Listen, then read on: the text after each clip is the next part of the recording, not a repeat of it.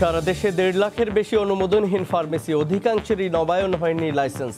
অদক্ষ কর্মী দিয়ে দেদারছে চলছে ওষুধ বিক্রি, হুমকিতে জনস্বাস্থ্য। করোনাকালে ইংলিশ মিডিয়াম স্কুলগুলোর বিরুদ্ধে নানা অভিযোগ, ফি দিতে না পারলে করতে দেয়া হচ্ছে না অনলাইন ক্লাস। অভিযোগ পেলে নিবন্ধন বাতিলের হুঁশিয়ারি। নদীতে বিলীন বরিশালের মেহেন্দিগঞ্জের প্রাইমারি স্কুল। সাতক্ষীরায় জোয়ারের প্লাবিত গ্রামের পর গ্রাম, বিশুদ্ধ পানির তীব্র সংকট, চরম দুর্ভোগ।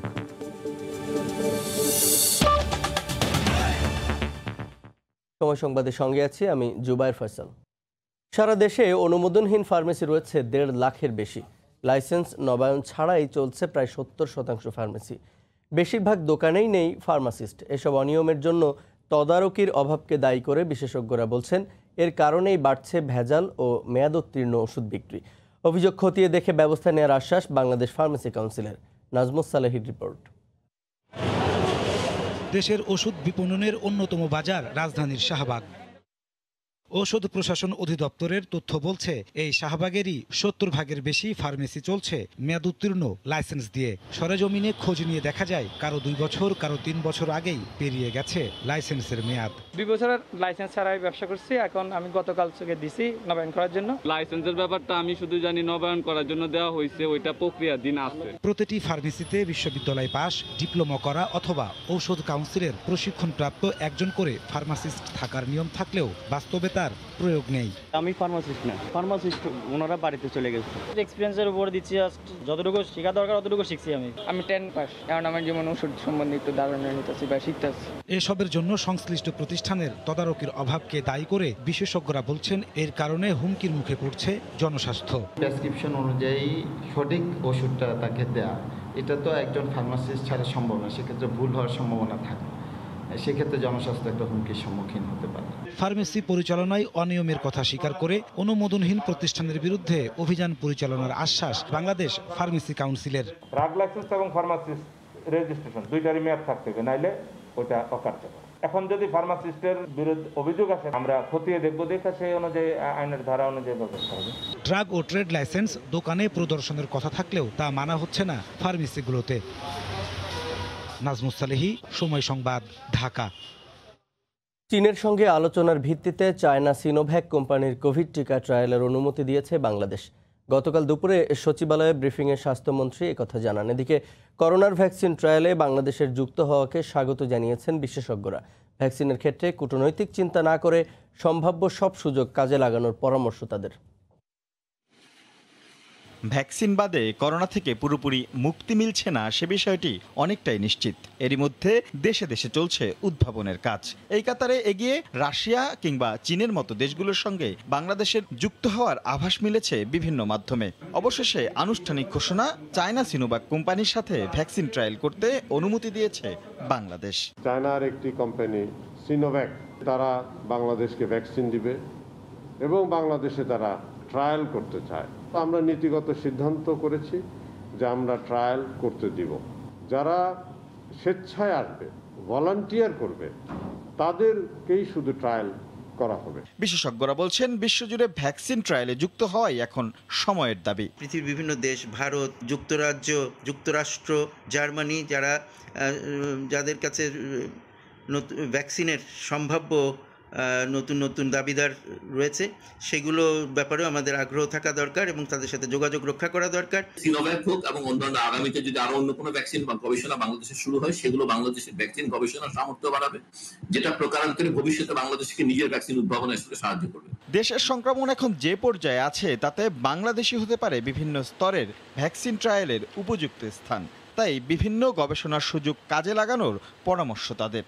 রাজনীতি বা পলিটিক্স বা ডিপ্লোমেসি ইন ভ্যাকসিনে আমি কথা বলতে চাই না। গবেষণা করার জন্য রীতিনীতি, কতগুলি আন্তর্জাতিক রীতি আছে, নিয়ম আছে, বিজ্ঞান নীতি আছে। এই নীতি অনুসরণ করে যে কোনো গবেষণা করতে পারে। বিভিন্ন রেসের মধ্যে গবেষণা, বিভিন্ন বয়সের মধ্যে, বিভিন্ন রোগের মধ্যে একই সাথে গবেষণা করে প্রমাণ করতে হবে যে ভ্যাকসিনটি আসলে গ্লোবালি এফেক্টিভ। ভ্যাকসিন ট্রায়ালে গবেষণার দ্বিতীয় স্তরে কাজ করছে দেশীয় প্রতিষ্ঠান গ্লোব বায়োটেক। রাশেদ লিমন, সময় সংবাদ, ঢাকা।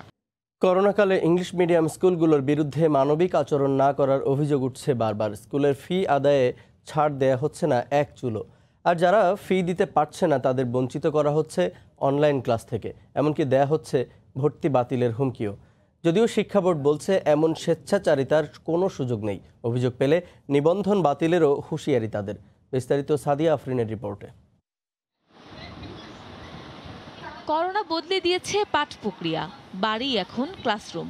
নিজের পড়ার টেবিলে বসে এভাবেই পড়াশোনা স্ট্যান্ডার্ড 1-এর ছাত্র ইহানের। পড়া বুঝতে না পেরে শিক্ষককে বারবার ডাকার পরও সাড়া মেলে না। শিক্ষার্থী এবং অভিভাবকদের অভিযোগ, অনলাইনে পাঠদান অনেক সময় একমুখী হয়ে পড়ে। এখানে করলে মিস শুনতে পায় না, আমার ফ্রেন্ডরাও শুনতে পায় না। ডাকলেও হয়তো টিচার শুনতে পাচ্ছে না, অনেকগুলো বাচ্চা একসাথে কথা বলে ফেলছে, যার কারণে টিচারও ওভাবে আউটপুট দিতে পারছে না। দেশের 4 শতাধিক ইংলিশ মিডিয়াম স্কুলে করোনাকালে পাঠদান চলছে এভাবেই। তবে টিউশন ফি পুরোটা সময় মতো না মেটালে মিলছে না সে সুযোগও। এ অবস্থায় স্কুলগুলোকে সরকারি নজরদারির আওতায় আনার দাবি অভিভাবকদের। আমাদেরকে যেভাবে প্রেশার দিচ্ছে, সেটা ইমেলে, সেটা মোবাইলে, সেটা SMS-এ, যে আমাদেরকে এটা ডিউটাকে দিয়ে দিতে হবে, আদারওয়াইজ বাচ্চাকে অ্যাডমিশন দিবে না। ডিসকাউন্টের জন্য বলছি ওনাদেরকে স্কুলকে, তখন আমাদেরকে স্কুল থেকে নানাভাবে মানে থ্রেট করে। কোনো ধরনের কোনো মনিটরিং না থাকার কারণে ল্যাবরেটরি থেকে টাকা নিচ্ছে, এইভাবে বিভিন্ন ধরনের ফেস্টিভ্যালের মাধ্যমে টাকা নিচ্ছে। ডিউ টিউশন ফিগুলো দাও, টিউশন ফি না দিলে তোমাদের ছেলে মেয়েদেরকে অনলাইন ক্লাসে দেওয়া হবে না, এবং অনেকগুলো স্কুলে কিন্তু আপনার অনলাইন ক্লাসে অ্যাক্সেস দেওয়া হচ্ছে না। ফোন করে বলা হয়েছে যে আপনি যে আন্দোলন করছেন এর ফিডব্যাক পেয়ে যাবেন। আপনি কিভাবে পাবেন? আমি কিভাবে পাবো? উনি বলে যে আপনার ছেলে কিভাবে পাস করে এটা আমরা দেখব। এদিকে বিষয়টি নজর এসেছে জানিয়ে শিক্ষা বোর্ডের হুঁশিয়ারি, নিয়ম অমান্য করলে নিবন্ধন বাতিল সহ নেওয়া হবে আইনি ব্যবস্থা। একটা সময় ছিল যখন তারা তাদের মতো করে চলতো, কিন্তু এখন আর তাদের মতো করে এটি চলা তাদের সম্ভব হবে না। যদি তারা আমাদের নিয়মগুলি মানতে না চায় তাহলে আমরা তার রেজিস্ট্রেশনটা বাতিল করে দেব। এই বিষয়ে কয়েকটি স্কুলের সাথে কথা বলার চেষ্টা করা হলেও তারা রাজি হননি। অনলাইন পাঠদান শিশুদের কতটা কাজে আসছে এই প্রশ্ন থেকেই যায়। তারপরও স্কুলগুলো থেকে প্রতি মাসেই পুরো টিউশন ফি পরিশোধের চাপ দেওয়া হচ্ছে নিয়মিতই। করোনা মহামারী বিবেচনায় স্কুলগুলোকে টিউশন ফি অর্ধেক করার এই মানবিক আবেদন অচিরেই বিবেচনা করবে বলে আশাবাদ অভিভাবকদের। সাদিয়া আফরিন, সময় সংবাদ, ঢাকা। অবসরপ্রাপ্ত মেজর সিনহা হত্যা মামলায় বাকি 2 এপিবিএন সদস্য কক্সবাজার আদালতে 164 ধারায় জবানবন্দি দিয়েছেন। জবানবন্দিতে আসামিরা ওই দিনের ঘটনার বর্ণনা দেন। গতকাল সকালে কড়া পাহারায় তাদের আদালতে হাজির করা হয়। এর আগে বুধবার রাতে এপিবিএনের আরেক সদস্য তার জবানবন্দিতে বলেন, ঘটনার দিন শিকারীর মতো সিনহার অপেক্ষায় ছিলেন লিয়াকত। কক্সবাজার থেকে আরও জানাচ্ছেন সেলিয়া সুলতানা। গত 31শে জুলাই শামলাপুরে অবসরপ্রাপ্ত মেজর সিনহা নিহতের ঘটনার পর 26 থেকে 27 দিন পর কিন্তু আমরা দেখতে পাচ্ছি সেখানে যে 3 জন এপিবিএনের সদস্য উপস্থিত ছিলেন, যারা ঘটনা প্রত্যক্ষভাবে দেখেছেন, তারা আসলে তাদের জবানবন্দি দিয়েছেন 164 ধারায় আদালতে।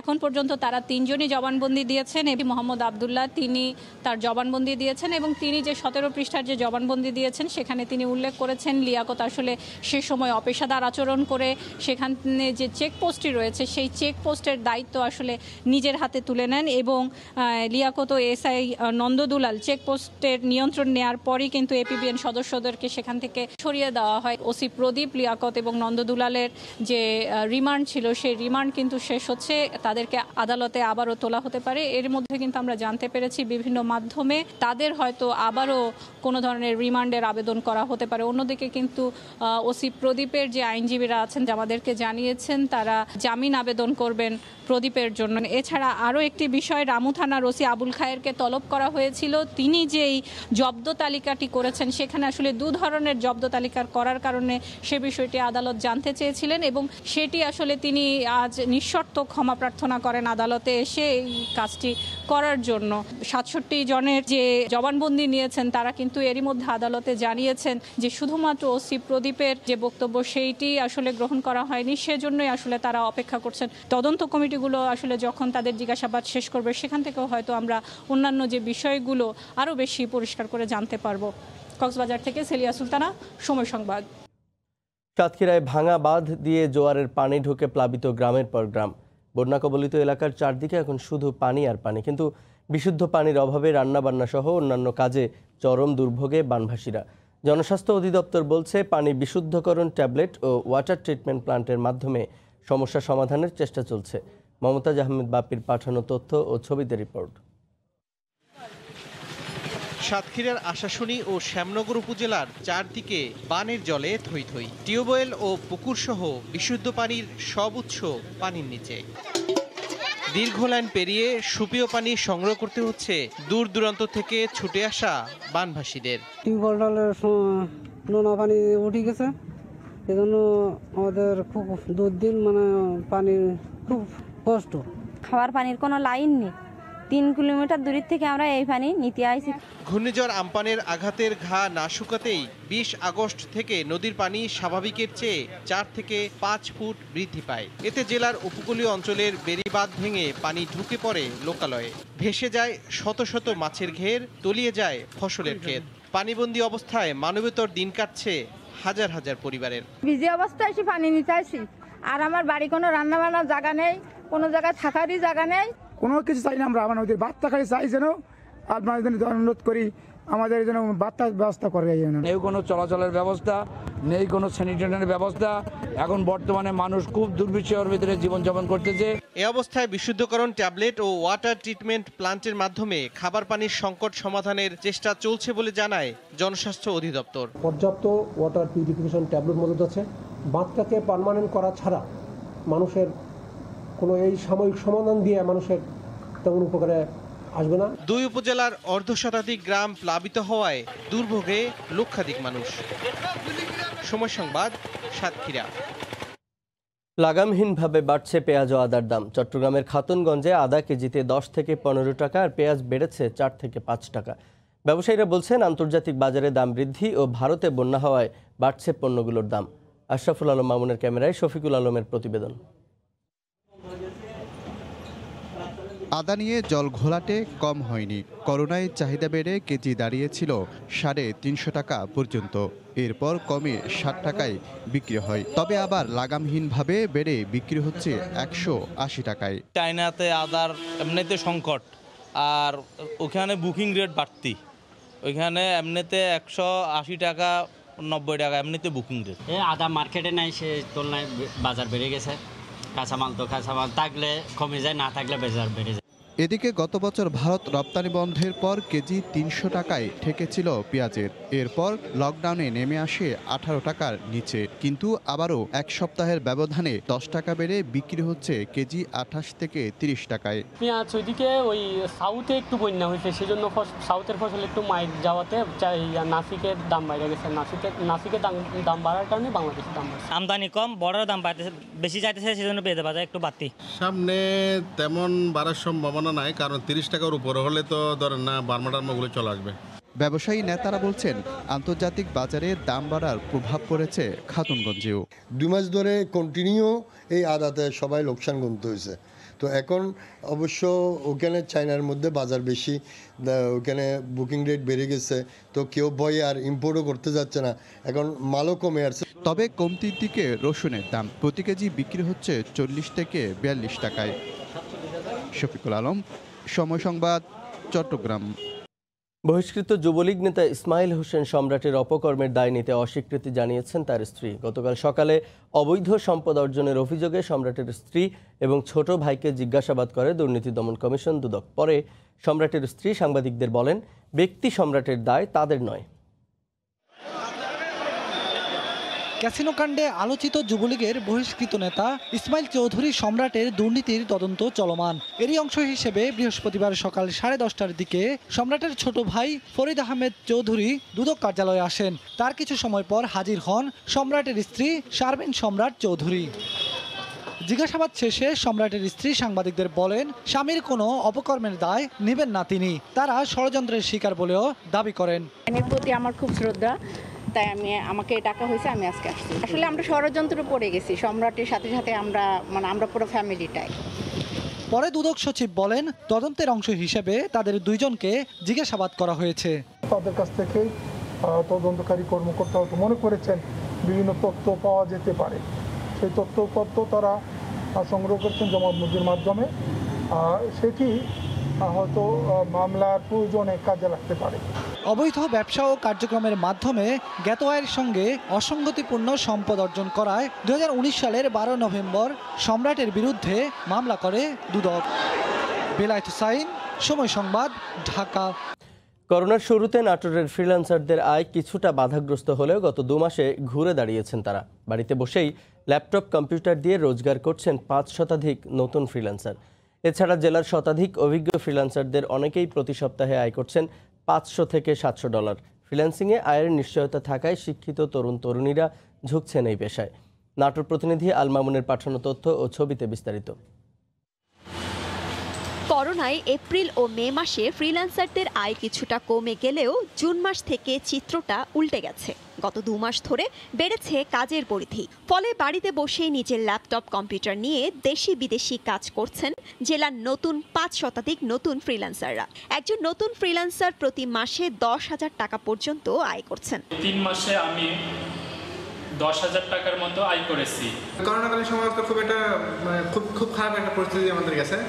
আশা করি আস্তে দিনগুলো ভালো হবে। তবে অভিজ্ঞ ফ্রিল্যান্সারদের চিত্রটা সম্পূর্ণ ভিন্ন। গত 2 মাস ধরে জেলার শতাধিক অভিজ্ঞ ফ্রিল্যান্সারদের বেড়েছে কর্মব্যস্ততা। কাজের পরিধি বাড়ায় অনেক অভিজ্ঞ ফ্রিল্যান্সারদের প্রতি সপ্তাহে আয় হচ্ছে $500 থেকে $700। মার্চ এপ্রিলে যেরকম মার্কেটে ঢুকলে মনে হতো না যে বোধহয় ফ্রিল্যান্সিং পেশাটা টিকে থাকবে, বাট এখন দেখে মনে হয় যে সারাদিন মানে একটা ছেলে যদি সারাদিন ডিজাইন বা ওয়েব ডিজাইন বা এসইও করে সারা দিনই কাজ করতে পারবে সে। ঘরে বসে নিরাপদ আয়ের ব্যবস্থা থাকায় ফ্রিল্যান্সিং এর প্রশিক্ষণের দিকে ঝুঁকছেন শিক্ষিত তরুণ তরুণীরা। বর্তমানে ফ্রিল্যান্সিং এর কাজ করে অনেকে অনেক কিছু করতেছে, টাকা ইনকাম করতেছে, তো দ্যাটস হোয়াই আমার শেখার ইচ্ছা। আমি ইন্টার সেকেন্ড ইয়ার পড়ি। আমি এখানে আসছি ফ্রিল্যান্সিং শিখতে, ডিজাইনিং, আর ভবিষ্যতে আমি ডিজাইনিং করে কিছু আয় উন্নতি করার জন্য এখানে আসছি। জেলায় বেসরকারি 10টি ছোট আইটি কোম্পানি ফ্রিল্যান্সিং এর পাশাপাশি প্রশিক্ষণ দিয়ে থাকে। এছাড়া সরকারি Sheikh Kamal IT training and incubation centre freelancing এর বিভিন্ন ট্রেডে প্রতি বছর 600 জনকে প্রশিক্ষণ প্রদান করছে। সময় সংবাদ, নাটোর। প্রতারণার অভিযোগ ওঠা ই কমার্স প্রতিষ্ঠান ইভ্যালির ব্যবস্থাপনা পরিচালক ও চেয়ারম্যানের ব্যাংক হিসাব 30 দিনের জন্য স্থগিত করতে নির্দেশ দিয়েছে বাংলাদেশ ফাইন্যান্সিয়াল ইন্টেলিজেন্স ইউনিট। গতকাল সংস্থাটির উপপরিচালক ফোয়ারা খাতুন স্বাক্ষরিত এক চিঠিতে এ নির্দেশ দেওয়া হয়। চিঠিতে মানি লন্ডারিং প্রতিরোধ আইনে ইভ্যালির চেয়ারম্যান শামীমা নাসরিন ও ব্যবস্থাপনা পরিচালক মোহাম্মদ রাসেলের নামে পরিচালিত সকল হিসাবের লেনদেন আগামী 30 দিন স্থগিত রাখার নির্দেশ দেওয়া হয়। সেই সঙ্গে ইভ্যালি ও এই দুজনের নামে পরিচালিত ব্যাংক হিসাব খোলার ফর্ম, হিসাব খোলার শুরু থেকে হালনাগাদ লেনদেন এবং 50 লাখ বা তার বেশি পরিমাণ টাকা জমা বা উত্তোলনের তথ্য 5 কার্যদিবসের মধ্যে জানাতে বলা হয়েছে। এ পর্যায়ে শীর্ষ সংবাদগুলো জানিয়ে দিচ্ছি আরেকবার। সারা দেশের 1.5 লাখের বেশি অনুমোদনহীন ফার্মেসি, অধিকাংশেরই নবায়ন হয়নি লাইসেন্স। অদক্ষ কর্মী দিয়ে দেদারছে চলছে ওষুধ বিক্রি, হুমকিতে জনস্বাস্থ্য। করোনাকালে ইংলিশ মিডিয়াম স্কুলগুলোর বিরুদ্ধে নানা অভিযোগ। ফি দিতে না পারলে করতে দেয়া হচ্ছে না অনলাইন ক্লাস। অভিযোগ পেলে নিবন্ধন বাতিলের হুঁশিয়ারি। এই ছিল এখনকার মতো। সঙ্গে থাকুন সময়।